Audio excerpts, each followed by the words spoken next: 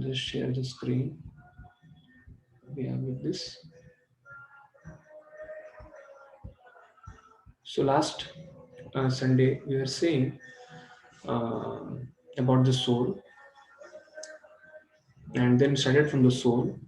If soul is spiritual, it has no beginning and no end. Then how can the soul, which is eternal, full of knowledge, full of bliss, where is its origin? Because everywhere around we see everything is made of matter. If you see this desk, you see this laptop, if you see this room, the whole civilization is flourishing just because of a living entity, human being or animals, which come into existence. They take birth, they grow, they maintain themselves, and later on they produce byproducts, they produce offsprings, then they start dwindling, and then they die. But nobody wants to die. Everybody wants to live forever. So this urge itself proves that we exist beyond death. And we saw in the science session of who we are and scientific facts for soul, we saw this very emphatically that yes, we are not in all beyond us. This body is not all in all beyond this body. The soul exists. If soul exists, then what is the origin of the soul? So according to Bhagavad Gita, soul is eternal. We can't trace out the history of its creation. Eternity means there is no creation, there is no culmination. So, because we are in the world which is made of matter, therefore time domain exists. For example, when an author writes a book, we cannot find author inside the book because that pathline has been created by the author. Similarly, this book of universe called as this material world has been created by Lord Himself, and He is beyond this timeline, our pathline. Therefore, but we have been created outside this time domain, and that is the reason we cannot trace the origin of the soul. That is meaning of its eternal. But surely, soul is not the product of this material world, and that is what Bhagavad Gita says that there are two worlds, there are two realms called material realm and spiritual realm, and because of our own, like we are dependent enjoyers and the Lord is independent enjoyer, because of we being uh, dependent enjoyers, when we become independent and we also want to compete, like we are sharing the story of prodigal son from Bible, how one of the youngest son wanted to separate from his father and he had to suffer terribly, but later on when he lost everything and his father got to know that despite all those things his father was ready to reunite with him. This story is shared by Jesus to the fishermen when two fishermen brothers were trying to fight for their fishes. At that time, Jesus told, rather than becoming fishermen of fishes, try to become fishermen of men. That means rather than trying to fight on this uh, uh, fish, in which the byproduct is money, you try to spend your time on trying to teach this message of Godhead to all living beings, especially human beings. So human form of life is meant for doing this absolute inquiry. So when you start making this step, for that reason, Lord has created Vedic literature. And one such Vedic literature, the essence of Vedic literature is Bhagavad Gita. And in Saturday's class, we saw Bhagavad Gita as medicine, how it is the essence of all scriptures, how it is an unique sound, and it is like a GPS which can take us from Tamasoma, Jyotirgamaya, Asatoma. Asat matlab that which is temporary. This material world is temporary. It can take us to the place of Sadgamaya, that is eternal place called as spiritual world, that is Sadgamaya. Tamasoma, Jyotirgamaya, Asatoma, Sadgamaya. Mrityoma Amritam Gamaya. This world is called Mrityu Loka or Martya Loka. But that Loka, which is called a spiritual world, Vaikuntha Loka is called as Amrita, Amrita Gamaya. Nobody dies there. It is immortality. And therefore, when we establish our relationship with God, who is our Father, we can truly become happy. Like Arjuna, we saw the example of Arjuna in battlefield of Kurukshetra. He was completely confused about his duties, but when he surrendered, Krishna gave him guidance, and not only gave him guidance, protected him. So such personalities like Arjuna can also come across such horrible consequences in their life. But when they tread the path of Dharma, so Lord protects Dharma Rakshita Rakshitaha. And therefore, then when this PPT came, we thought let's cover this PPT a little later. So therefore, we kept this PPT for this weekend. And the spiritual world versus material world. The spiritual world is like a real mango tree on the bank of the river. The material world is like a reflection of mango tree in the water. And let's share the Bhagavad Gita shloka for this. Shloka of Bhagavad Gita from 15.1 is, which is quoting this. Shri Bhagavan Ivacha Urdhamulam Adashakam Ashwattam Prahuravyayam Chandamsi Yasya Paranani Yastam Veda Savedavit Urdhamulam. That means with roots above, Adashakam, lot of branches. Ashwattam Prahuravyayam. This is Ashwatta tree. Prahuravyayam means eternal. Chandamsi Yasya Paranani. That means Vedic hymns, attracted by Vedic hymns, people get attached. Yastvam Vedasa Vedavit.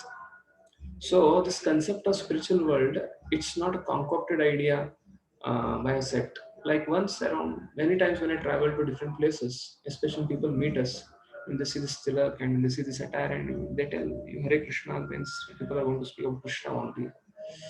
And then when I start reflecting on this question, oh, this is a particular sect, particular cult, and your icon is Krishna, not Krishna.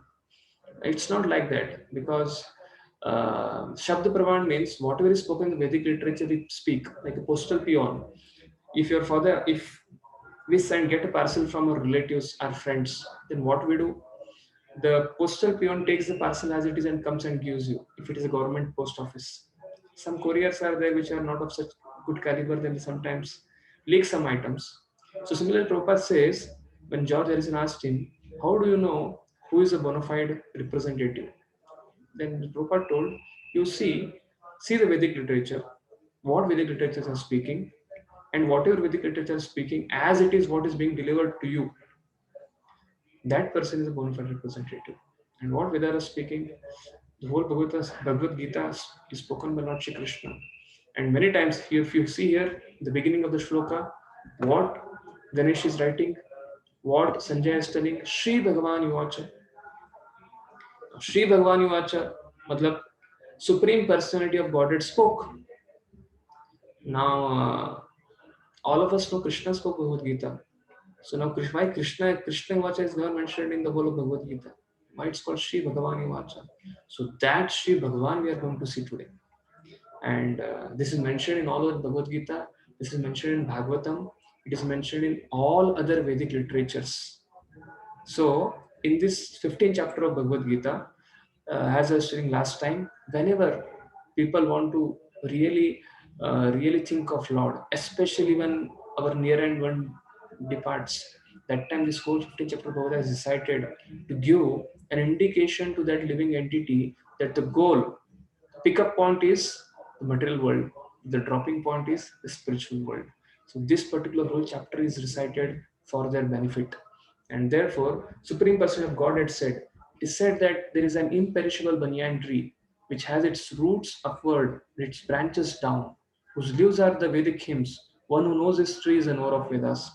So this upside down banyan tree is what? It's this material world. So let's go a little ahead. अधश्चोर्ध्वं प्रस्त्रस्तस्य शाखा गुणप्रवृद्धविषयप्रवालः अधश्च मूलानि अनुसन्ततानि कर्मानुबन्धीनि मनुष्यलोके. This Manushya-loke, the branches of this tree extend downward and upward, nourished by the three modes of material nature. The twigs are the objects of the senses. This tree also has its roots going down, and these are bound to the fruitive actions of the human society. That means in this material world, we create fresh karma, attracted by the sense objects, and this attachment between our senses and the sense objects create newer and newer karma bandhanas, and because of that our cycle of birth and death continues. So what has to be done next? So Lord Shri Krishna says the real form of this tree, So that means if this tree is a a reflection of an actual tree, Lord Shri Krishna is telling, like if you see in this slide, that where we are in this particular water, where all the trees reflected inside this water. So that is compared, Krishna is comparing to this material world. So then what is the real tree? So real tree is actual tree, which is on the bank, which is going upwards. So let's see from the mouth of Lord Shri Krishna himself what he has to tell about the real tree. Mhm.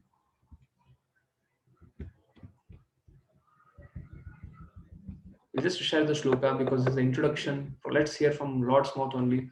Na rupam ashye tatopalabhyate nanto na chadirna cham cha sampratishta ashvattam enam suvirudam moolam asanga shastrena dridena chitva tatapatam tat parimargitavyam yasmin gata na nivartanti bhuya tameva chadyam purusham prapadye yata pravritti prashasta purani. So the real form of this tree cannot be perceived in this world. That means uh, when we want to have real thing in this place of reflection, we'll not get it. And what is that real thing? Real happiness, real satisfaction, real bliss. So no one can understand where it ends, where it begins, or where its foundation is. But with determination, one must cut down the strongly rooted tree with the weapon of detachment. Thereafter, one must seek that place from which, having gone, one never returns, and there surrender to the Supreme Person of Godhead from whom everything began and from everything has extended since time immemorial. That means we have to find that actual place, the dropping point. Then what Lord Sri Krishna is saying next? Nirmana moho jita sanga dosha adhyatma nitya vinivritta kama dvandve vimukta sukha dukkha samne gacchanti amuda padam avyayam tat. So what is the price we have to pay to go to that place? As I was telling about, I'm giving example of Pandavas. I was giving example of Arjuna and Draupadi. They had to go to so much. They had to go through so much in their life, despite being having such high birth, despite having such support. So what it means that those who are free from false prestige, illusion, and false association, who understand the eternal, who are done with the materialist, and who are freed from the dualities of happiness and distress, and who, unbewildered, know how to surrender unto the person, supreme person, attain to that eternal kingdom. This is the price we have to pay. Surrendering process is described here. The first qualification is that one should not be deluded by pride. That means surrendering to Supreme Lord by developing wonderful qualities is the way. And what is that? Very as soon as you get down from that particular vehicle, when the dropping point comes, when you keep your leg there, what is the description of that place? Lord Shri Krishna is describing that spiritual realm here. That spiritual realm is described here as Na tat pashyate suryo na shushanka na pavakaha yad gatva na nivartante taddhama paramam mama. That means Na tat pashyate suryo. That place is not illuminated by sun. Na shushanka na pavaka. And that place doesn't need the illumination of moon in that night because there is no day and night there. It's always self-effulgent. And what is that place? When we go to that place, should we leave that place? Will we be kicked out of that place at the end of our life? No. Yad gatvana nivartante taddama paramam mama. When we take birth here, our countdown starts. We start growing, then we maintain, then we dwindle. Old age starts, old age creeps into our life, and then at one point of time we have expiry date. That means we have to the body, we are forcefully taken out of this body as sure as death.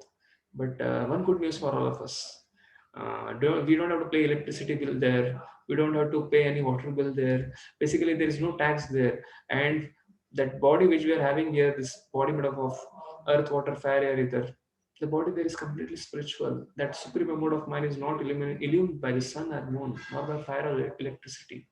Those who reach it never return to this material world. That means once we qualify this particular examination, life is a preparation and death is an examination. What is the preparation we have to do? The spiritual abode of Supreme Person called Krishna, which is not Krishna Loka, Golok Vrindavana. Like Vrindavan, we know.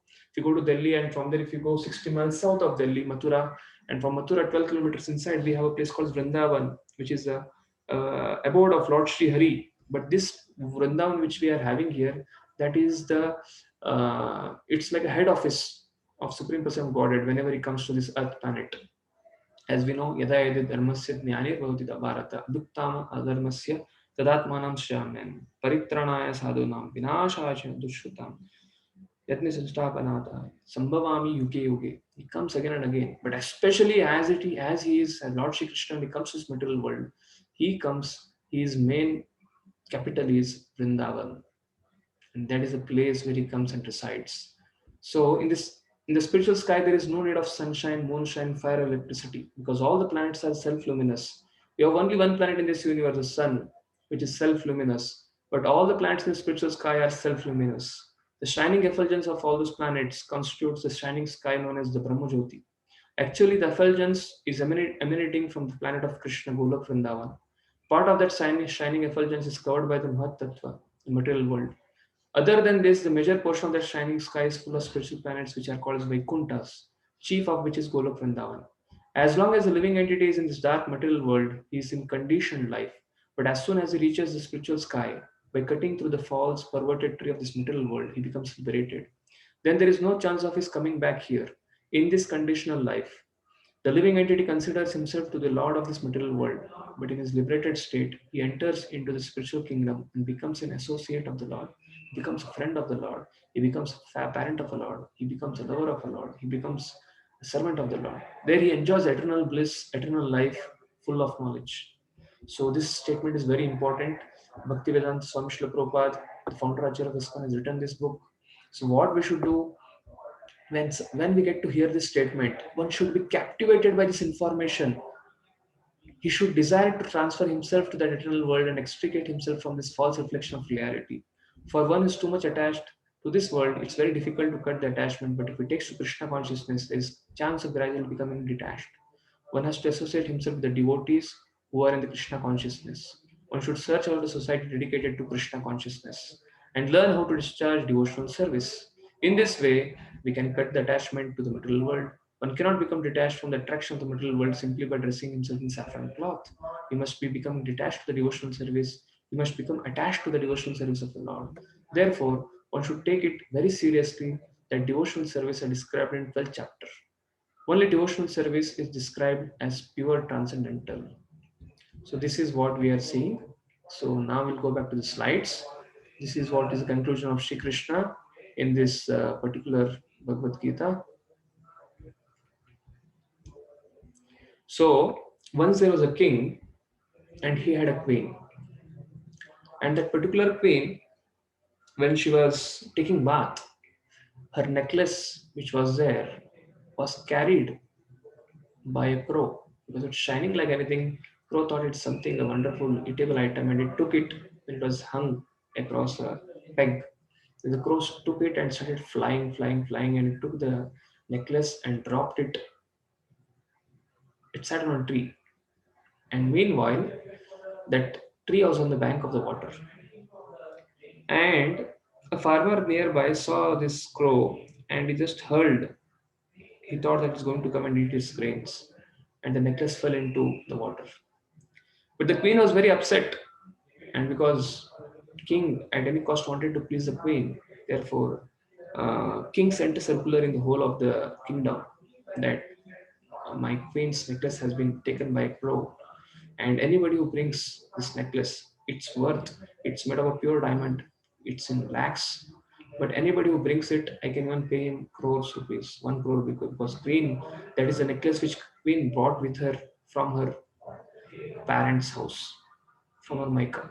Therefore, anybody who can bring this necklace back to me, I will give him lump sum of amount. And this announcement was made in the whole of the kingdom of this king, and everybody was trying to search this necklace. And this news came to that particular farmer also.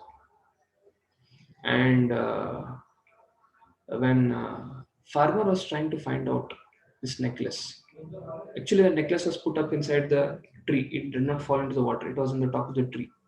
When the crow sat, the necklace was hanging in the tree itself. Then everybody was trying to search. Then one old man came there, and when he heard this news, he came across that river bank. When he came across that river bank, in the backwaters of the river was a small lake, and when he heard this announcement, he saw this necklace getting reflected inside this water. And this old man was trying to find out. He removed all his clothes and jumped into the water. When he jumped into the water to catch that necklace, he could only get only sand in his hand. And every time he was going back and trying to jump and trying to swim across this river, backwards to the river, he was only getting the sand. And meanwhile, this farmer was trying to see this old man who was not revealing what he's trying to do, and is trying to find something he felt he's not getting. So this farmer went to this old man and asked, "My dear sir, I'm seeing since half an hour you're trying your best to jump into this river water and trying to find something, but only what you are getting is you're getting only sand in your hand. So therefore, may I help you in some way?" And that old man told, "No, no, no, nothing. I'm just trying to just jump into it and come out of it just for my relaxation." Because he thought if I share this information with him, then I have to pay half of the money to him also. So then, but the farmer understood, "No, sir, whatever it is, I don't want anything in return. I think you heard that announcement of that queen's necklace and you're trying to find it. Is it? That is getting reflected in that water. I'm able to see it. But don't worry, I don't need anything in return. But for your information, you have been trying since last 1 hour trying to find this necklace. But this necklace which you're trying to find is not here inside this water. What you're trying to see inside the water is just a reflection of that necklace. But actual necklace, when I was trying to farm here, that crow came and sat here, and I heard a stone across the crow. This necklace was hanging there up. But then I thought it is because I don't know where crow has come from. So I thought I continued with my work because I have to get this farmland cultivated before the rains come. I got busy. But when I heard the announcement and when you came here, then I understood that you have come to find the necklace here. But for your information, if you climb, if you're not able to climb, I can climb on this tree and hand over the necklace back to you. And when this old man heard this thing, then he became a little ashamed because of his greed. He was not ready to reveal to this young person, but he could understand, although he was old in age, but this young person was having such character and devotion that he was not interested in all these things. But the point to be noted here is uh, the necklace was in the tree, but this old man was trying to find the necklace inside the water. So similarly, all the participants who have participated today in this program, although it's Independence Day, uh, still you have taken your time, especially those who are outside India. I'm seeing 3 participants who are not in India, and it's not an Independence Day. It's not a Republic Day for them, but still they have joined the program. But those Indians who are having a holiday, they're out into their party time. But anyways, this is being recorded so that for their pleasure they can watch at their own time. So point to be noted here is like Lord Shri Krishna is giving us a wonderful example in this Purushottam Yoga of this chapter. What it is trying to tell is the happiness which we are trying to gain in this world. That happiness has its source in the spiritual world, along with Lord Shri Krishna in the spiritual realm. And despite our efforts to try that happiness here, like that old man, it's not going to be fruitful. Yeah, but if you want to try find the same happiness in association of Lord Shri Krishna in the material world also, this material world becomes spiritual world. But ultimately, at one point of time, even if we become devotees, the body is going to wither out. It's going to dwindle. We have to lose this body. But the consciousness is intact. As souls, our consciousness will remain. And at that moment of death, if with this consciousness as a devotee, when we lose this body, as the saying goes, as the shloka, 8th chapter, 6th shloka says, Yamim vapismaram bhavam tajite anti kalevaram tam tam eva iti kaunte astata bhav bhavitaha. Whatever you remember at the time of death, we get that yanti deva vrta devan pitran yanti pitranvata bhutani yanti bhuteja yanti yajinopimam, and who remembers me, they come to my abode. And therefore, this is an analogy which Lord Shri Krishna is sharing regarding the spiritual world in this chapter. And this was very important concept which I shared, kept this concept for this one hour discussion today. We are not going to have a big discussion today because this is a very small topic which is remaining on 10 slides. So material world is a perverted reflection of the spiritual world. And what is the example given?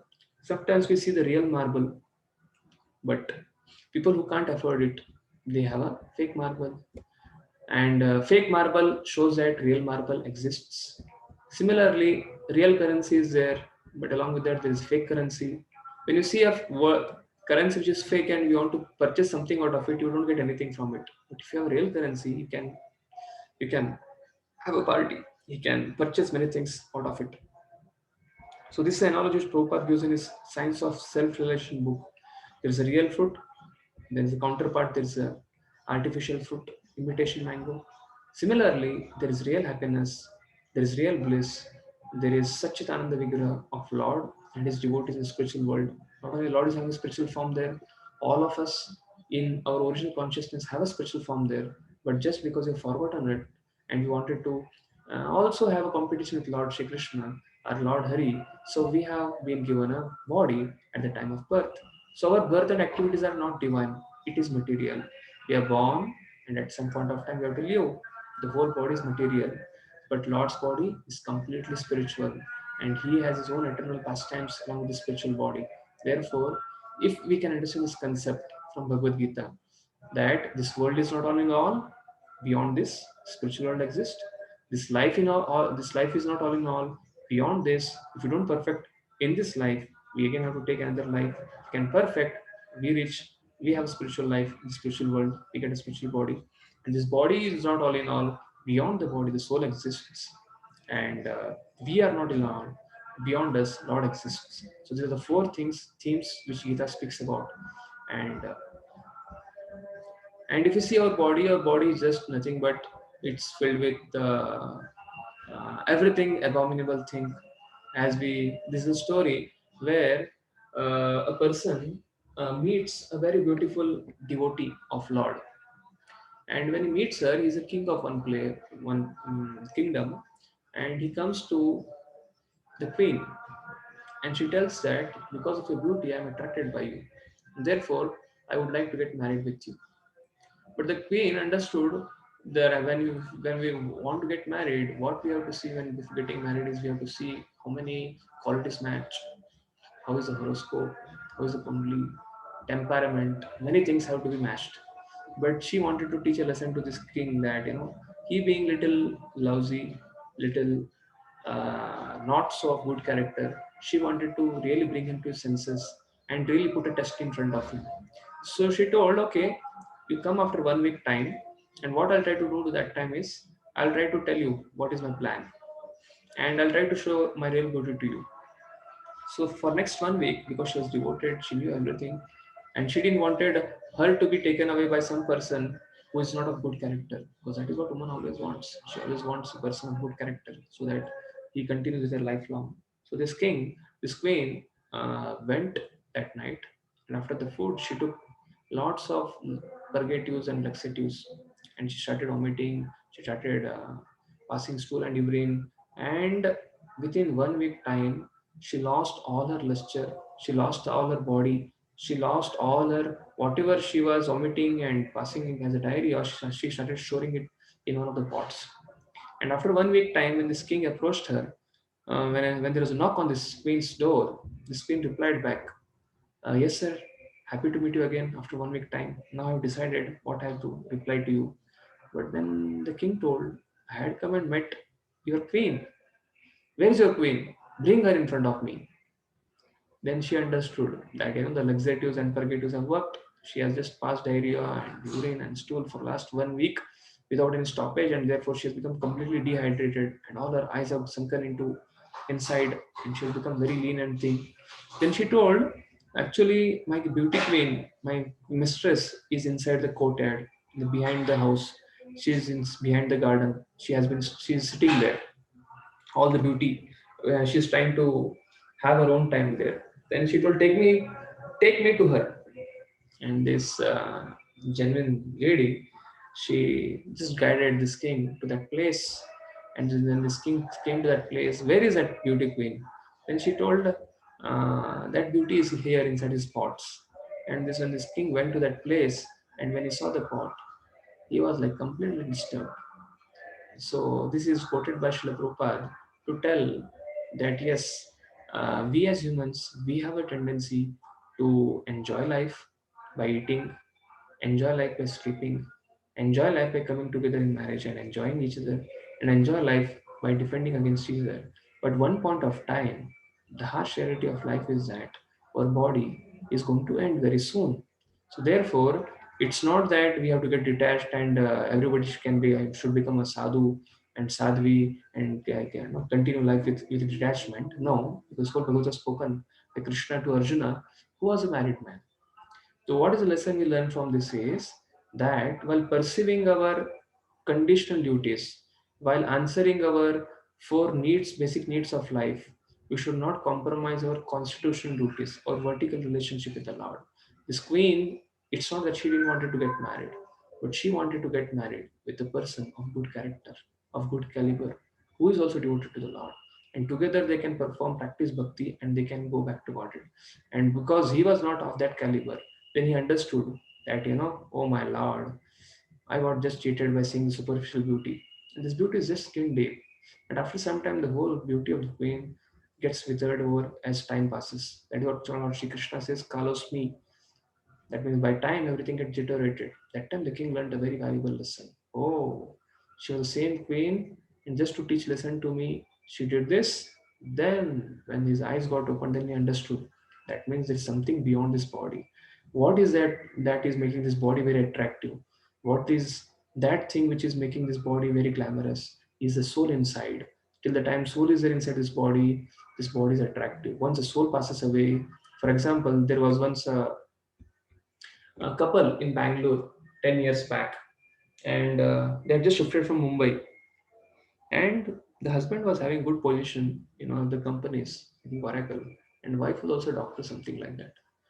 And one fine day, one of our senior mentor from a temple was trying to help them, was trying to give programs to them. And when they shifted there from Mumbai to Bangalore, so he was in touch with them on the phone call.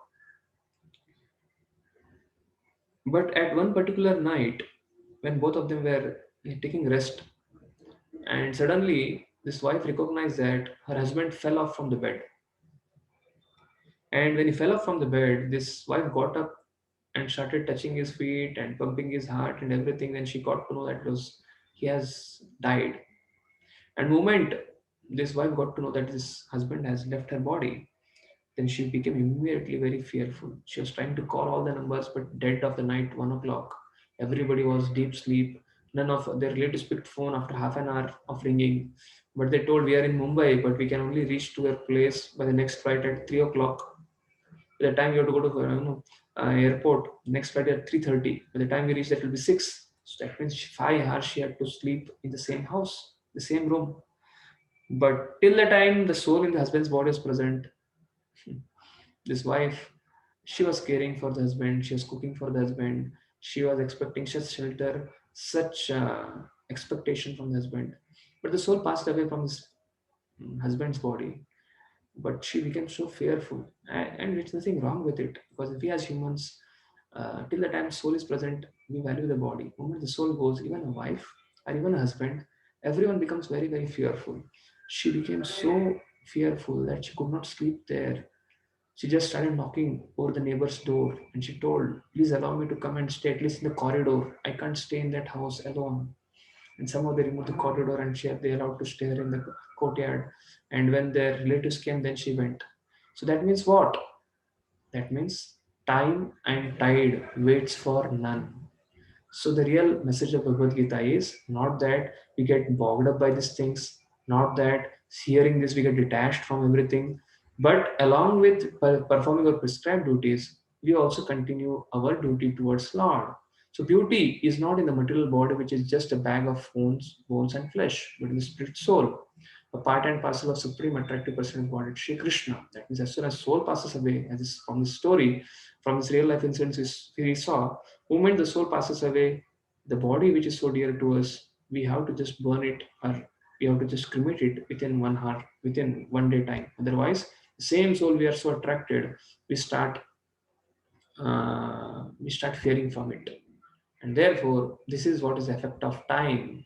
This is a story which I claimed, as soon as the soul passes away, soul leaves the body, so-called beauty and water, stool and no matter what is in the body. This is really not so comfortable thing.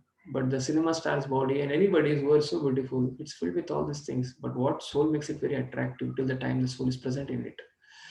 But where? What is the reflection? Like the spiritual world, its reflection is the material world, as we saw from the shloka of Bhagavad Gita 15.1 to 6. Similarly, we are having a body. So this body, material body, is a reflection of whose body? This material body is a reflection of the body of Supreme Person of Godhead, Shri Krishna. As Bible says that Lord created man in his form.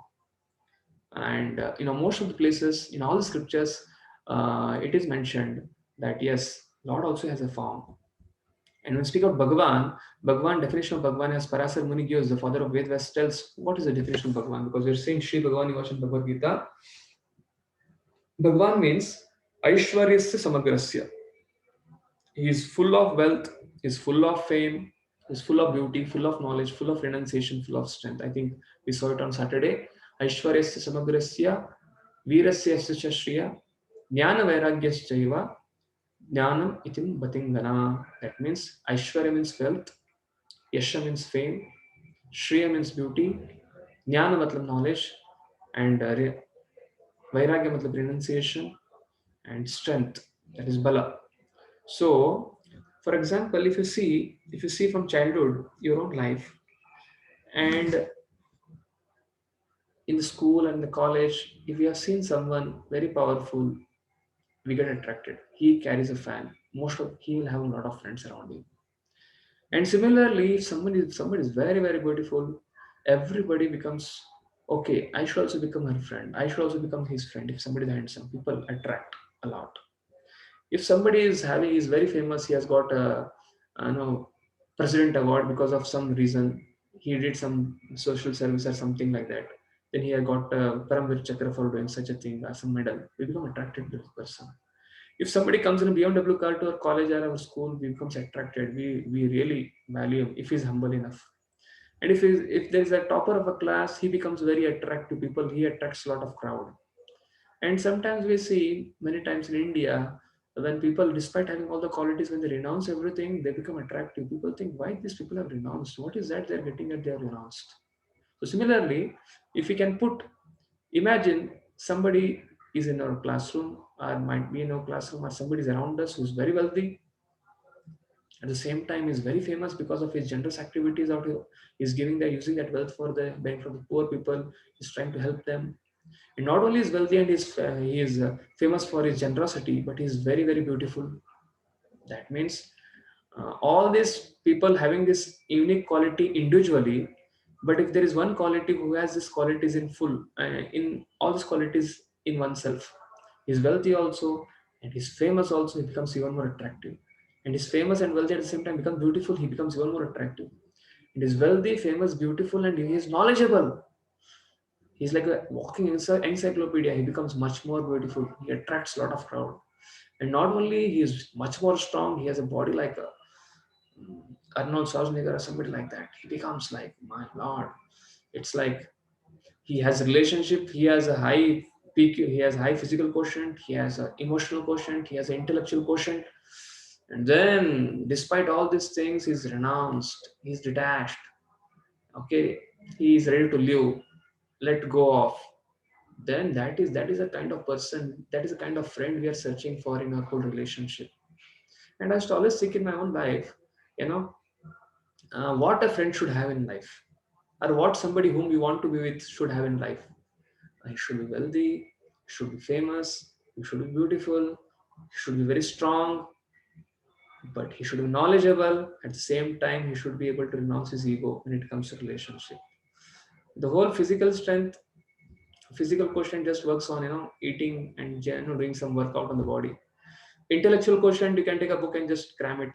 But when it comes to emotional quotient, where relationships are involved, really the ego comes into the picture. Therefore, and beyond that, when it comes to spiritual quotient, it is something much more. So, not only a human being having these qualities, it's a minute quality, but as Parasar Muni is saying, Aishwaryasya, Yashyasya, Viryasya, Jnana, Vairagya, Bala, incomplete, Samagrasya, incomplete. If you learn mathematics, integration of 0 to infinity of all these qualities, dx, that will give us supreme personal godhead Bhagavan. And that is what, friend, we are trying to find in him. Therefore, when you speak about Krishna, this word Krishna doesn't indicate some personality who was born in Dwapar Yuga. This Krishna word indicates to that personality who is all attractive. In Greek, the word Krishna means Christ. What you say, it means all attractive, the anointed one. Same thing in Sanskrit word Krishna, and in utterance it becomes Krishna. And when you speak about Krishna means all attractive, and Rama means reservoir of pleasure. And this is the definition of Bhagavan. And therefore, in Dwarka, Krishna had 16,100 wives, Lord Shri Krishna had. And each wife had a big palace and they had tens of children. And now, which person in this world can erect 16,108 palaces? And if you see, there's a documentary by BBC about Dwarka. There is a whole city of Dwarka inside the water at that place. And nobody in this whole world was wealthiest like him, at least materially. And I'm just telling you an example of Dwarka. But this whole material world and spiritual world is created by him. Bhoktaramage tapasam sarvalokamaheshwaram suradam sarvabhutanam nyatva shanti mrichati. So he's the owner of the whole material and spiritual world. And now somebody steals butter from somebody else's house. Now nobody becomes famous by robbing anything. But this personality, 5,000 years back, is stealing butter from somebody else's house and he gets a name for his Makan Chor. It's really amazing. And when all the gopis they want to hide this butter from this Gopal and all his friends, mystical friends, mysterious friends, then when they don't get butter, when they go to hunt on somebody's houses, gopis' houses, and they don't get butter, if a child is sleeping, a small child is sleeping of this gopis, they'll go and pinch it and make it cry like anything. And the mother gopi starts coming running and they start running away from there. And sometimes when there's no child, nobody inside, they'll go into the kitchen and then they'll just pass urine there, they'll pass stool there. And this gopis completely become enamored by this and start reciting this in the form of slow, songs. And this has become a theme of Srimad Bhagavatam and all the Vedic literature. Now, so many of us go into the go to our toilet and other things in the morning, but there's nothing so wonderful about it. But when this particular personality, when he appears and he does such things, it becomes a center. He becomes a center of attraction for all of these themes by Uttama Shlokas, prayers of Bhagavatam. So therefore, this is the fame of Lord. He's called as Makanchor. And when it comes to beauty, when Lord Shri Krishna was in Dwarka and Yashoda Mata was trying to decorate Krishna, and somehow he got not in Dwarka, in Vrindavan and Gokul Mahavan, and Yashoda Mata was trying to decorate Krishna, and Krishna wore a bangle. And after wearing a bangle, he became a little disturbed because it was very tight. And immediately there was a butter pot kept there. And he immediately took that butter pot and took that butter pot and kept next to him. And Mother Yashoda told, Beta, I'm going to feed you milk. Don't eat butter much more because then you'll not be able to drink my milk. But this naughty Krishna, he took this butter pot, and as soon as mother went off, she took this butter pot and completely immersed his hand inside his butter pot and started eating butter. And Mother Yashoda came back and caught this fellow, naughty fellow. And she told, you fellow, before that what happened was, there was a pillar which is made of emerald. And as soon as this Krishna was trying to steal butter from this pot and trying to eat, he just saw his reflection. He just saw his face inside his pillar. When Lord Shri Krishna saw his face in his pillar, he thought that there is some other person, very beautiful baby has come next and sitting next to him. And he also wants to eat this butter, which is so nectarian, made up of Braj cows, churned personally by Mother Yashoda and made into butter. And he starts speaking to this, baby next to him in the pillar, his own reflection. Hey, baby, don't tell Mother Yashoda that I'm stealing butter. And if you want, I can give it to you also. Take this share to you. But don't tell that I'm stealing butter. And moment when Mother Yashoda was standing behind this curtain and trying to observe this naughty Krishna, and that Krishna getting attracted, when he saw that reflection, he got attracted to his own beauty. So not only that, when in Vrindavan, and when Mother Yashoda came and caught hold of this fellow, caught hold of his hand, I told you not to eat this butter. आपको बताया था मैंने इस मक्खन को मत खाओ. नहीं माँ जी, आपने तो एक कंगन पहनाया था. He had put this bangle around me, this golden bangle. While the putting it has rubbed my hand like anything, and it is feeling so hot.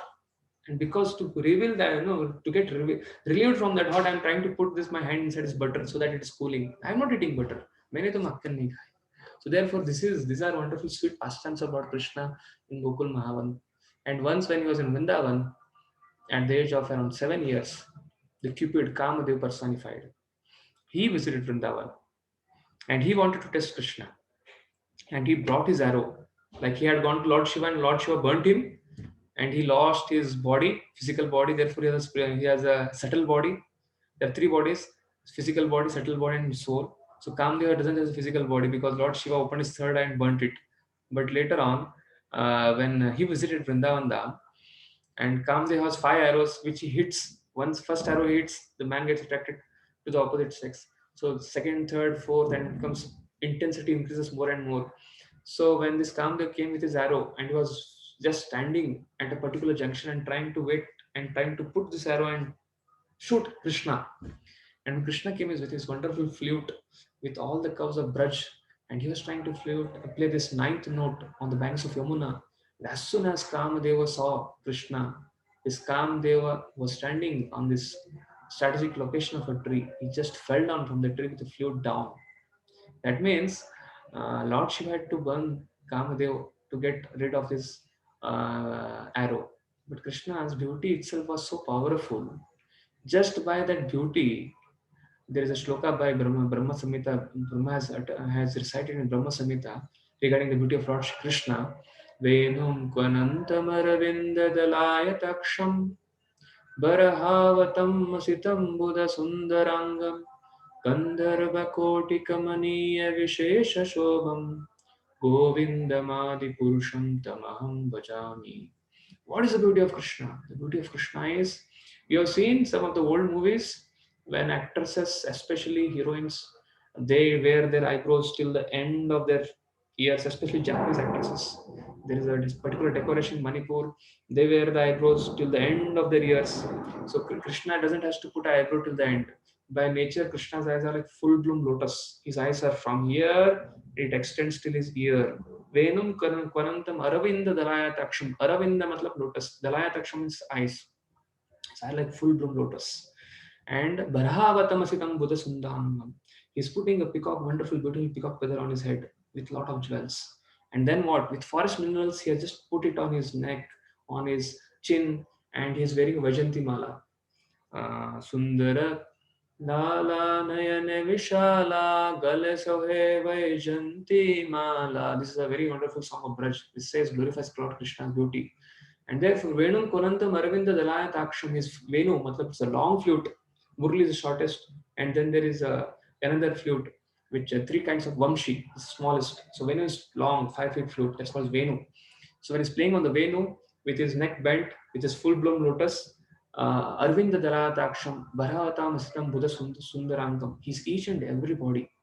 When anybody who comes to visit Krishna to take his darshan, all the people, all the demigods, all the gopis, all the gopas, they should tell this Krishna has been created in the laboratory of the creator God in such a way with all the patience, with all the attractiveness has been put in his body from the feet to the top of his head. His hairs, his eyebrows, his eyes, his nose, his lips, his teeth, his ear, his neck, his chest, his navel, his abdomen, his thighs, his calves, his lotus feet. Everything is delicately made in such a way. Like gopis think if we touch it, it's like a butter, we may harm his body. So therefore, this is the beauty of Krishna. When it comes to knowledge, the same Krishna, when it came to Kurukshetra battlefield, the knowledge in 60 minutes, the kind of eloquent Sanskrit shlokas he quoted, the type of knowledge, it's not just quoting shlokas, but the type of knowledge he has given to Arjuna, that knowledge is just continuing 5,000 years later also. Most of the people, scientists, great people, the noble thinkers, philosophers, right now this whole topic which all of you are attracted to, the discussion on theme of Bhagavad Gita, this theme, Bhagavad Gita, Lord has given 60 minutes talk to his friend to give him some boost. That has become the center of attraction for people even 5,000 years later also. Still now it is going on. It will continue to go on till the existence of the creation. So that is knowledge. So his knowledge is wonderful. One story I'll try to share regarding the knowledge of Lord Shri Krishna. It was in Mahabharat battlefield when I saw this uh, Krishna becoming a charioteer of Arjuna, as I quoted last time. There was I think on the 11th day or the 12th day, Duryodhan became very upset with Bhishma Pitama because Bhishma Pitama was not fighting very vigorously. And therefore he went and told Bhishma Pitama, if you don't fight vigorously with this Arjuna or Pandavas, then we are going to lose. So my dear Bhishma Pitama, by tomorrow, end of the sunset, I want that one of the Pandavas should be killed. Then Bhishma Pitama told, okay, I will create 5 arrows with my mystic power and I'll keep it with me. Then Duryodhana replied to Bhishma Pitama, you know, anytime this Krishna is very, very smart, anytime he comes to you and you hand over the arrow to him, therefore I'll keep this arrow with me only. And Duryodhana took all these 5 arrows, which was targeted to kill 5 Pandavas, with him to his quarters. And that time, when Arjuna was about to sleep, Krishna came to Arjuna in his quarters and told, my dear Dhananjaya, Duryodhana has 5 arrows which will kill all 5 Pandavas. And Bhishma Pitama is going to fight very vigorously. And therefore, what you should do is, you should go and ask Duryodhana those 5 arrows. And you remember when you were in Vanvas, when Duryodhana came to tease all of you on the bank of the lake, he had made settlement of all the party with all his relatives and friends. And that was the lake of Gandharva. And when Gandharvas came and attacked them, and all the soldiers fled away, and their wives were being, tortured by these Gandharvas. And that time, that one of the soldiers came to Yudhishthira Maharaj and told that, we are from the same family, we are from Kuru Vamsha, you might be Pandavas, and we are Kauravas, but the Kauravas are being attacked by these Gandharvas. Therefore, as Pandavas, you should help Yudhishthira Maharaj. You are the king of Kuru dynasty. So your cousin brother Duryodhana and all his wives are in trouble. So please protect them. Then Bhima comes and tells, this fellow has sent us to banishment. He has banished us to Vanvas. He should suffer. This foolish fellow. Then Arjuna came and told, I think Yudhishthira Maharaj, we should go and protect him. For our insiders, we are 5 and they are 100. But for outsiders, we are 105. We are together. And therefore, when Arjuna went to fight there, that Chitrath Gandharva was a friend of Arjuna. And he told, my dear Arjuna, because this evil-minded Duryodhana has come to tease you, because you are all of you are in Vanvas and you are trying to practice your spiritual life here, the bank of this lake. But this fellow has come to tease you because of envy for you. He is trying to set up his whole battalion here and trying to have a party here just to make jale par namak chidkna bolte na uski tarah. So therefore, just to help you, I came and attacked on him. But anyways, Chitrath, anyway, I am your friend. Therefore, better I am telling you, leave them. But Chitrath told, I am a Gandharva and I am a Kshatriya and you are Kshatriya. So even though you are a friend, we have to fight. And if you lose, I am not going to leave Duryodhana because he has done such injustice to you. But if you win, I will leave him. And meanwhile, there's a big battle between Arjuna and all the Gandharvas, and Arjuna won. And as a more mode of conduct, as a Kshatriya, Arjuna released Duryodhana, and Duryodhana became so embarrassed. Duryodhana became so embarrassed. He wanted to go and commit suicide. But before that, as Kshatriya, he told Arjuna, you have protected my life. So therefore, I'm ready at this moment, I'm ready to give half of the kingdom to all of you. If you want, ask. But Arjuna told, because we're Kshatriyas, we have taken this vow of Vanvas for 13 years and 1 year Ajnatwas. So we'll not take it now. But when time comes, I'll take this promise from you. I'll ask this vow from you. And then Krishna told to Arjuna, you remember that promise which you had given to Kaurava, King Duryodhana?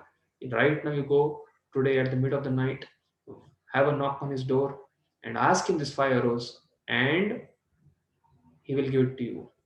And when Duryodhana was sleeping, Arjuna got up, went to his quarters, knocked on his door, and Duryodhana told, what happened, Arjuna? You have come here. I am a commander-in-chief and you are a commander-in-chief of Pandava's army. You have come here. Do you want to stop this war? Do you want that we should have a mutual consent, settlement? If you want, then I will give half kingdom right now also. But Kshatriyas means prana jai par vachan na jai. Once they take a vow, they'll cut their head, they'll get killed, but they'll not turn back. They'll not run away from the battlefield. That's Kshatriya dharma. And therefore they were engaged to have more than one wives. But nowadays people want to enjoy with many women, but they are not Kshatriyas. So when it came to Arjuna, Arjuna told him, I don't want anything, any settlement with this. What I want is, I want this 5 arrows which Bhishma Pitama has given to you. Duryodhana was at the dead of his sleep and he just got up rubbing his eyes, and suddenly when he heard this news from Arjuna, his whole jaw fell down. And when he fell down, he thought, how did you know that I have 5 arrows? Then he told, wherever there is Krishna, there is victory and opulence. I got it to know from Krishna. How does Krishna got to know? This Krishna is a fellow who is like his eyes are everywhere, his ears are everywhere. But this Duryodhana could not understand that Krishna is super soul in everybody's heart. Whatever is happening everywhere, so he gets to know about it. And therefore, because of that, Krishna got to know this wonderful message. Krishna not only knows what is happening in Duryodhana's quarters, he also knows what is happening in our heart. All of us are participating here while speaking what is going through my heart, while hearing what is going through your heart. Krishna knows everything. And therefore, he's all knowledgeable. And when it comes to renunciation, Krishna was a king of the whole Vrishni dynasty. He was Dwarkapati, but he happened to be a driver of Arjuna. As we saw in Saturday's class, can it be possible that Narendra Modi becomes a driver of his own driver? Can a person who is having a big post can become a driver of somebody who is having a low position? It's not possible. So therefore, a person who is knowledgeable, person who is wealthy, person who is famous, person who is beautiful, for him to become a driver of somebody else, especially his friend or his devotee, or somebody of less inferior than him, it's like naak katene ki jaise जीवन. But here on the battlefield of Kurukshetra, Arjuna chose Krishna. Duryodhana had two options. Either he could choose Krishna or he could choose Narayana Sena for Krishna, because Krishna told that I will take a vow that I'm not going to fight the battle of Kurukshetra, and if you want, you choose me, Duryodhana. But because Arjuna's anger, because both of them happened to go to Dwarka to have the rally, like there is an election, then there is a rally. Therefore, when the Kurukshetra battle was going, there was a rally. Arjuna went and even Duryodhana went, but Duryodhana reached earlier. Arjuna went later. But Arjuna was sitting at the feet of Krishna, but Duryodhana was standing at the head of Krishna. But as soon as when somebody gets up, he sees who is at his feet. So Krishna told, I've seen Arjuna first. So his chance and he's younger than you, Duryodhana. Therefore, let him ask first. But because both of you have come, I have to divide my army into two parts. What I do is, I'll keep myself on one side. I'm not going to fight. And my whole Narayani Sena, one Akshoni Narayani Sena, more qualified, as good as me, will be on one side. Arjuna, please ask what you want. So Arjuna told, my dear Krishna, I want you as my friend on my side. And if you are on my side, then nothing else I will need in my life, because I know who you are. But Duryodhana was like, oh, so anyway, Arjuna has chose you, Krishna. So no, I have not left with any option. So anyway, beggars cannot be, choosers. So anyway, I have come. Second priority is given to me. So anyway, he made a show of, like very utter disappointment, and he happened to take the soldiers, Narayani soldiers, and took. But he was inside, and inside he was like, bubbling with enthusiasm. This fellow Krishna, he was born as a covered boy in Vrindavan, and somehow did some little magic and came to Dwarka, and he killed his own uncle. What kind of character person this fellow is, and what will I do with this fellow Arjuna Krishna? He will simply create mess in my army. Rather than that, I have his powerful one Akshuni Sena soldiers. They will fight vigorously against his Pandavas. And with this intention he took. But Krishna took a promise. I am not going to fight. I am not going to lift a weapon. And at that moment, Krishna became the charioteer of Arjuna. He was ready to give away his false ego of being a king and ready to become a servant of his servant, his devotee. And Arjuna had to kick on his right side to give him indication that he should go down right. And any time in the peak of the sound of the whole battlefield, if Krishna had to steer the whole Ratha on the left side, Arjuna used to kick on his left thigh. And this happened for 18 days. And Krishna had to take this position. That means that is because of his Bhakti Vatsalata. He was ready to renounce his position like a king, like a Dwarkanath, Dwarkapati, and become a humble minion driver of his own devotee. So therefore, this sweet exchange between a devotee and Lord, that means Lord is ready to do anything for a devotee. If he can take one step towards this sweet Lord, Lord can take millions of steps. And our steps are small steps, 1 feet steps, but Lord's steps are like Upendra Vamandev step. It is his steps can cover from whole universe, from the bottom of the Patal Loka to the Brahma Loka, like Vamandev did. So his steps are huge steps. And therefore, renunciation means Lord Shri Krishna is ready to renounce anything for the betterment of his devotee. And he had taken a vow that I will not lift weapon in the whole battlefield, battle of Kurukshetra. And at one point, when this story, this Bhishma Pitama got to know this naughty, this wonderful Krishna who has come, who has appeared in the form of a king in Dwapar Yuga. He has come to establish Dharma. he has stolen my 5 arrows. So Bhishma Pitama took an arrow there. What was that? What was that vow? That vow was either one of the Pandava will die or Krishna will be forced to break his vow. And Bhishma was also a devotee. And Arjuna was also devotee. Pandavas are also devotee. Now Krishna has fallen into Dharma Sankat here. He has to protect the Pandavas and he has to protect the vow of Bhishma. Bhishma has taken a vow that he will kill Pandavas and he has taken a vow that he will save Pandavas. But Bhishma told, if I don't kill Pandavas, I will make Krishna to break his vow. So now Krishna started thinking here, Bhishma का भी वचन रखना चाहिए, पांडव को भी बचाना चाहिए. So when this 12th day of Mahabharata, particular day, when this battle ensued, Bhishma Pitama started fighting such vigorously, such voraciously, with such strength, with all the astras which he had got from Parshuram. Arjuna remembered his mother Kunti. He started remembering his father, and Arjuna was completely dumbstruck. And before trying to put arrows on his bow, Bhishma Pitama's arrows were striking his hands, and his bow got broken into pieces, and the chariot wheel flew in one direction, and the whole flag started shaking. And when Krishna saw this, my lord, Krishna became ferocious like a lion. Bhishma Pitama was like a. After Bhagavad Gita, there is a book called as Bhagavatam, and there it is wonderfully described in the first canto, 9th chapter of Bhagavatam, Bhishma's Stuti. And there it is compared.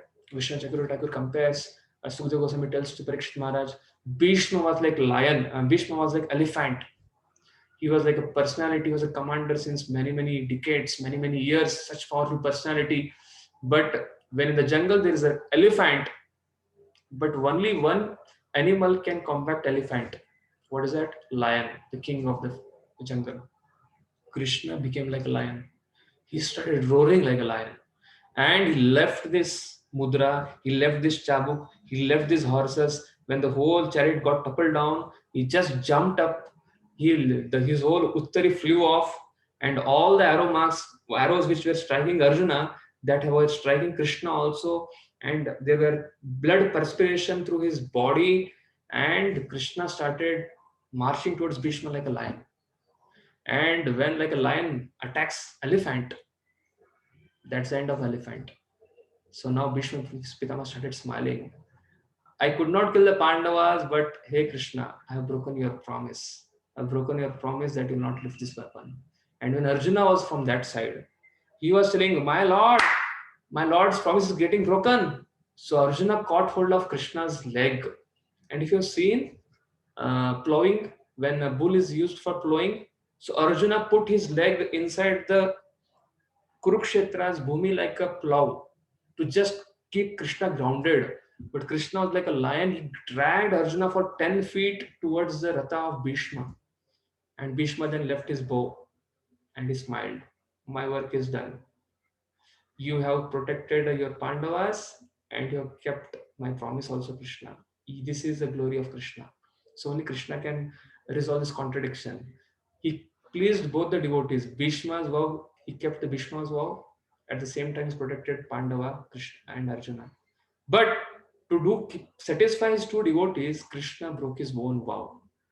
Therefore, in Bhagavad Gita, Krishna says, I will not take the promise. He tells to Arjuna, Pratijani ye partha name bhakta pranashati. Oh Arjuna, if I tell that I will protect my devotee, nobody will believe because I have broken my promise on the battlefield of Kurukshetra before this speaking Bhagavad Gita. Therefore, but you, to keep yours promise and keep Bhishma's promise, I have broken my vow. But you as a devotee, proclaim to the world that whoever takes shelter of my lotus feet, I'll protect them. Then people will believe. So this is wonderful. Krishna is ready to renounce his own promise. He's ready to be called as a mischief. He's ready to be called as a thief. He's ready to be called as a person who doesn't keep his vows. He's ready to break his own. He is not ready to keep his priority as a king just for the pleasure of the devotee. This is renunciation. And when it comes to the strength, because it's getting time, if I want to speak, I can speak on this topic for time. It's already 7:40 now. So regarding strength, when it comes to Vrindavan, when Krishna was in Vrindavan, and Krishna was trying to protect all the Brajvasis. At 10th birthday or 7th birthday, Nand Maharaj comes and tells to Krishna that tomorrow is Diwali, and there is we have to go and worship. We have to offer this all the food items to Indra. And Krishna asks, why to Indra? Because he is giving us rains, and we are all farmers. We are Vaishyas. Therefore, you have to offer food to Indra. But then Krishna told, see, this Govardhan mountain is there. This is giving grass. These cows are there. They are grazing there. And what we are getting is milk from cows and land from grains from this hill, because it is giving such water, it is giving such minerals, and with that we are trying to plow the land. I think we should worship this Govardhan hill rather than Indra. And when he told it, and Krishna is wonderful linguistic, and he can just make anyone mugdha. And when Nandabam Maharaj heard it, Nand Maharaj told, yes, let's worship Govardhan hill. And Indra became very furious in heaven. Amravati, his headquarters. Then, at the end of the universe, the when India Pakistan war is going on, and the best of the missiles are kept for that day, when everything gets exhausted and Pakistan want to really hit India like anything, that missile is called for that particular time. That is kept in the best of the general's hand, that password, so that nobody uses it. That can completely erase half of the globe.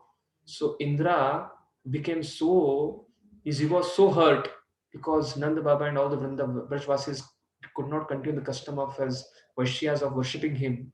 He called up for that thing, the cloud which is called at the end of the creation for Pralaya time, called Samvartak cloud. Krishna, Indra called for that cloud. And the Samvartak asked, Bataiye, Hukum, Yaka, what I should do? You go to this place called Vrindavan and pour heavily and just exterminate the species of Vrajvasis from Braj.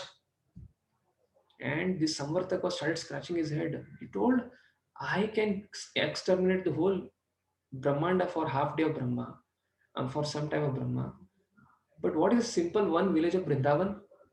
Indra told, do what I am telling. And when this Samvartak came to Vrindavan, and his one drop was like one big tank of 10,000 liters.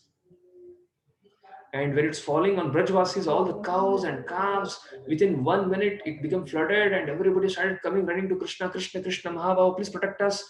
That time Krishna understood. Then he took all of them to Govardhan and just went inside the gufa and lifted the whole Govardhan hill on his little finger of left hand. And when Krishna lifted this hill, all the whole of Brajvasis, they just came inside this. Right now it is 21-kilometer in radius.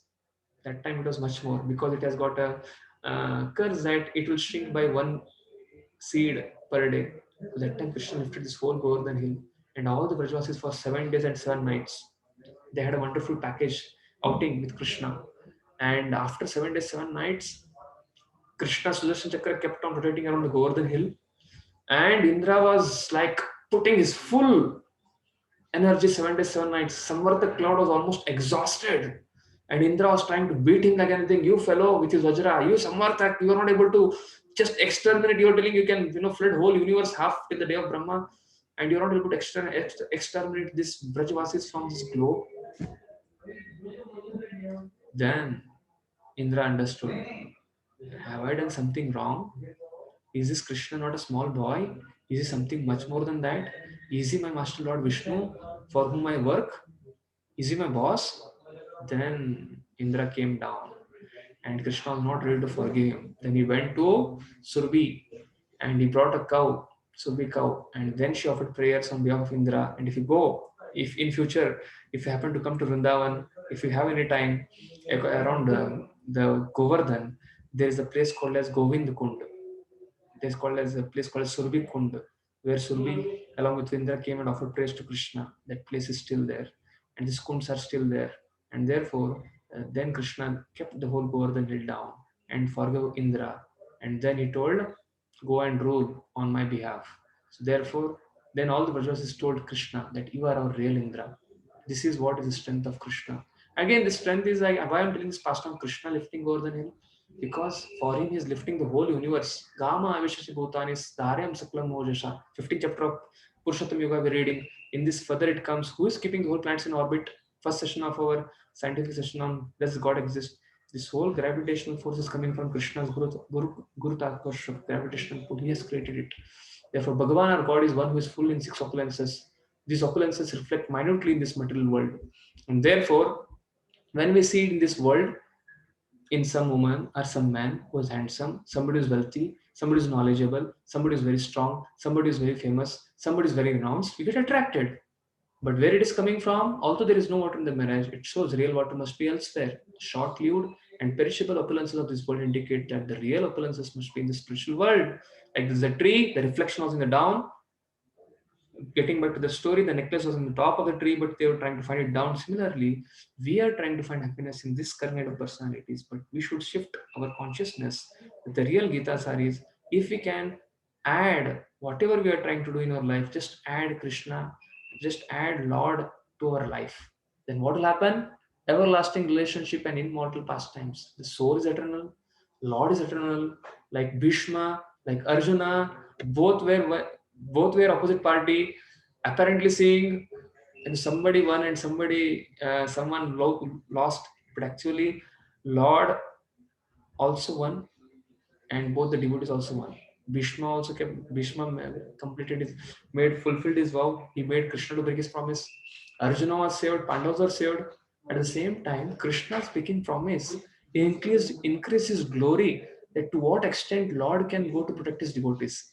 So in this case, all three are winners. And this is what is called a spiritual understanding of this wonderful theme of Bhagavad Gita. This is Gita Sar, that everybody can be winners when Lord is in the center, when God is in the center. And therefore, that is the real meaning of Ras Lila, that Lord is kept in the center and each and every devotee is trying to please Him to the fullest of the extent. Not only that gopis are trying to please, even the deer, the peacock, Mother Yashoda, all the Brajvasis, the whole, every living being has an opportunity to revive his eternal love for God, return back to the spiritual world, to join the eternal pastimes forever.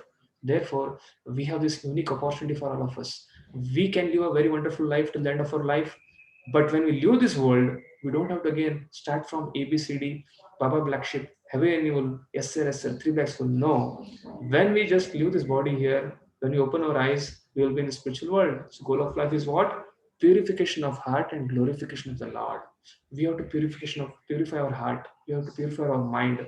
Material body is temporary, spirit soul is permanent. Material body is filled with flesh and bones, to and omit. Spiritual soul is Sachitananda, eternal, full of knowledge and bliss. Material body is skin deep, illusory beauty. Soul and God have true beauty. We must purify ourselves of six anarthas: lust, pride, envy, anger, illusion, greed. We should glorify God with our hearts through chanting of His holy names. If we do not serve God, we will serve the anarthas like lust, pride, etc. Therefore, when Prabhupada used to go, when he had gone to West, if you don't serve God, then you have to serve dog. Because many times in the most of the times in the 1970s, saw most of the Westerners, especially US people, they were staying alone. They didn't have wife. Somebody didn't have husband. They didn't have children. Later on, they have to keep a pet dog and then serve them. So therefore, if you don't understand this concept of Krishna consciousness, then life, it's like, that, snake and ladder. We achieve the pinnacle of success materially, go till 99, and then there's a big snake. What is that snake? Death. Kala Sarpa. Again, you have to come zero. What is zero? Birth. Again, we continue 99. It's like, cycle. This cycle is called samsara. Therefore, Shri Krishna appears. Paritranaya sadhunam vinashashaya dushkatam dharma sansthapanarthaya sambhavami yuge. Basically, he doesn't has to come to kill anyone. Because by time factor, everybody is killed. Nobody is eternal.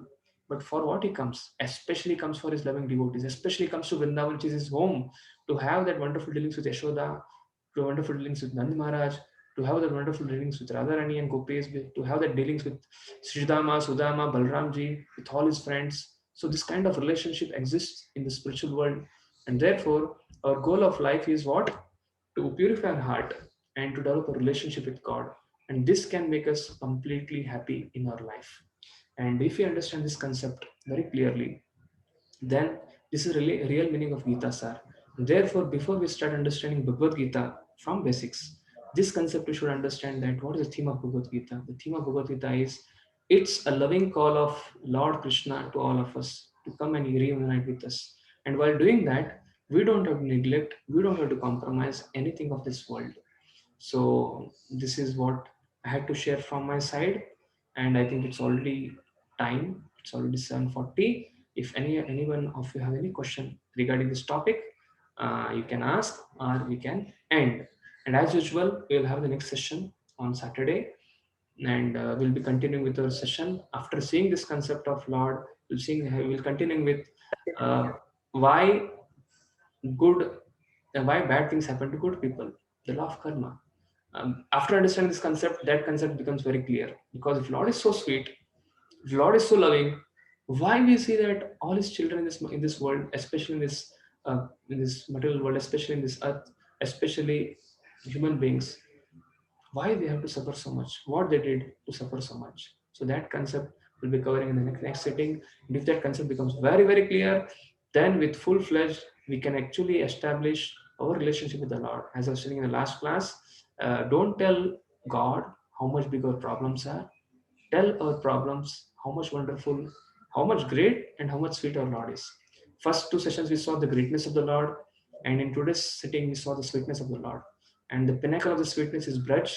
And if you continue with us this journey, uh, right now we just touched Vrindavan. This journey will continue till Golok Vrindavan also. So we just started reading Bhagavad Gita. When Bhagavad Gita ends, when we start Srimad Bhagavatam, we see Srimad Bhagavatam is full of stories of Lord protecting his devotees. And therefore, this is a completely different subject matter, which is sought out. Many people are trying to do PhD on these topics of Srimad Bhagavatam and Bhagavatam, these wonderful pastimes of Krishna, in many of the places, especially in the Western audience. Uh, Therefore, this is a authentic, it is a bona fide, it has stood the test of time, and this knowledge which we are saying is coming in parampara system. So if we can have a seed of faith in this, and if that faith comes by association of devotees, and if we can continue that faith ahead, we'll understand all the questions which are like, full stops or blanks or like unsolved puzzles in our life, we'll start getting answers for all those things. So if you have any question, you can ask. Or we are done now. If somebody has any questions, they can ask. If you're interested to hear the answer to the question, you are most welcome. If you feel it's over time, you want to take out, you want to discontinue, you can discontinue. Hare Krishna. So hope the theme was okay. So we'd like to thank all of you. As last time, we have with us Vatsal, we have with us Vikram, we have with us Lakshmikant, we have with us Divya Dalai, with us Ketan. I think Ketan is joining uh, for the first time. Yes, Ketan? Yes, yes, yes. Yes, yes, Hare yes. Krishna. Hare Krishna. Thank you. You are in Malaysia, but you are joining from there along with your wife Manali, who's in India. And then we Yeah, are with yeah. us. Thank you for joining. Thank you. Thanks for the And session. Thank you. Thank you Hare so Krishna. much. Hare Krishna. Hare Krishna. And we have Rashi Mataji from, again, she has joined with us, and Neelam also, Neelamji and Dr. Nagakshmiji. So thank you. Hope if you could understand this concept, it's very nice. If you have any doubts regarding this, you can always write on the Gmail account, geetaanswers@gmail.com, or you can send a WhatsApp on the group. We will take that feedback in the next session. Hare Krishna. Hare Krishna. Okay, thank you. Hare Hare Krishna. Krishna. Hare Hare Krishna. Krishna, Prabhu. Hare Hare Krishna. Krishna. Hare Krishna. Yes, Prabhu. Prabhuji, I'm Lakshmikant Prabhu. Yes, I missed Lakshmi. the session, Prabhuji. Please send me the recordings today. Today's recording. Oh, fine. You Uh, can get the recording. Okay. I was Hare Krishna. Hare okay. Krishna. Bye. Hare Krishna. Chalo. Srila Prabhu. Thank you so much. So we'll again meet again in the next sitting, Saturday evening at 6:45. Hare Krishna. Hare Krishna. All right. Hare Yeah. Krishna. All right. Bye. Hare Krishna. Hare Krishna.